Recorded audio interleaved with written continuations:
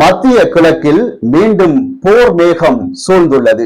Lebanon மீதான தாக்குதல்களுக்கு பதிலடியாக இஸ்ரேல் மீது ஈரான் நேரடி பாலிஸ்டிக் ஏவுகணை தாக்குதல்களை நடத்தியுள்ளதால் உலக அளவில் பெரும் பதற்ற சூழ்நிலை ஏற்பட்டுள்ளது. லெபனான் தலைநகர் மீது கடந்த வாரம் இஸ்ரேல் நடத்திய தாக்குதல்களுக்கு பதிலடி வழங்கும் விதமாக தற்பொழுது ஈரான் தனது தாக்குதலை தொடங்கியுள்ளது. ஞாயிற்றுக்கிழமை இரவு ஈரானிலிருந்து ஏவப்பட்ட பல பாலிஸ்டிக் ஏவுகணைகள் இஸ்ரேலை நோக்கி பாய்ந்தது. ஹைஃபாவின் தென்கிழக்கே அமைந்துள்ள ரமத் டேவிட் விமானப்படை தளத்தை குறிவைத்து தாக்கியதாக ஈரானுடைய IRGC இராணுவம் உத்தியபூர்வமாக அறிவித்துள்ளது.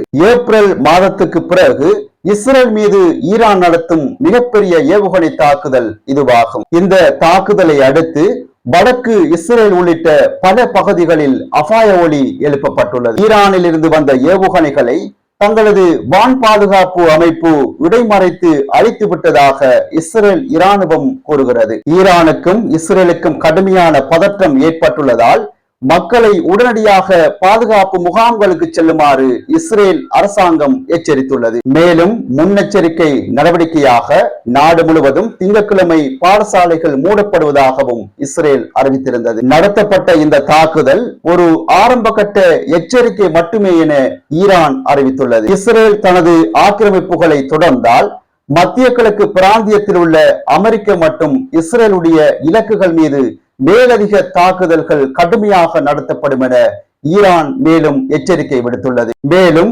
ஏப்ரல் மாதம் கொண்டு வரப்பட்ட போர் நிறுத்த ஒப்பந்தத்தை அமெரிக்காவும் இஸ்ரேலும் மீறிவிட்டதாகவும் ஈரான் குற்றம் சாட்டியுள்ளது. இந்த தாக்குதல் குறித்த விவரங்களை உடனடியாக அமெரிக்க ஜனாதிபதி டொனால்ட் ட்ரம்புக்கு தெரிவிக்கப்பட்டது.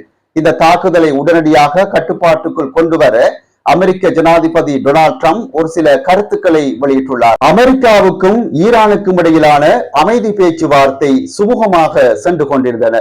இந்த வாரத்துக்குள் ஒரு ஒப்பந்தம் கையெழுத்தாகும் என நான் நம்பியிருந்தேன். நீங்கள் ஏவுகணை தாக்குதல் நடத்தியது போதும், மீண்டும் பேச்சுவார்த்தை மேசைக்கு வாருங்கள் என டொனால்ட் ட்ரம்ப் ஈரானை கேட்டுக் கொண்டுள்ளார். மேலும் இஸ்ரேல் பிரதமர் பெஞ்சமின் நெத்தன்யாகுவை தொடர்பு கொண்டு ஈரான் நடத்திய இந்த தாக்குதலுக்கு பதிலடி கொடுக்க வேண்டாம் என கூறப்போவதாக டொனால்ட் ட்ரம்ப் குறிப்பிட்டுள்ளார். அத்துடன் கடந்த வாரம் பெய்ரூட் மீது இஸ்ரேல் நடத்திய தாக்குதலை தான் ஏற்கவில்லை எனவும் அமெரிக்க ஜனாதிபதி டொனால்ட் ட்ரம்ப் தனது அதிருப்தியை தெரிவித்துள்ளார். அமெரிக்காவின் இந்த சமரச முயற்சிகளை ஏற்று ஈரான் அமைதி காக்குமா அல்லது இஸ்ரேல் மீண்டும் தாக்குமா என பொறுத்திருந்து பார்க்கலாம்.